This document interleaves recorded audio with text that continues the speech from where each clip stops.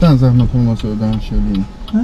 Ödəniş eləyin sonra. Qaydan deyirəm, qaydan söyləyəcəm. Bacı sıkıntı. Ödəniş eləyin zəhmət olmasa. Hə?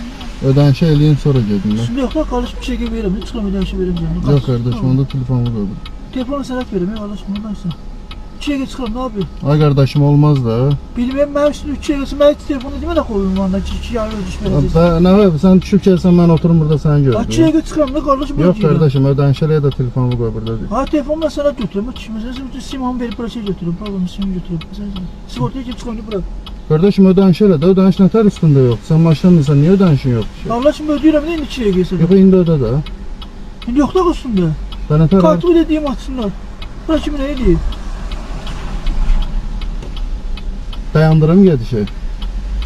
Kartı dediğim ne gözləmirsən de dayanında da kardeşim. Niyə gözləmirəm? Mən gözləyirəm, prosta ödəniş elə gözləyim. Ha çiğe qatıram ne kardeşim deyirəm çiğe qatıram bunu. Yox qardaşım, ödəniş elə sonra xahiş edirəm.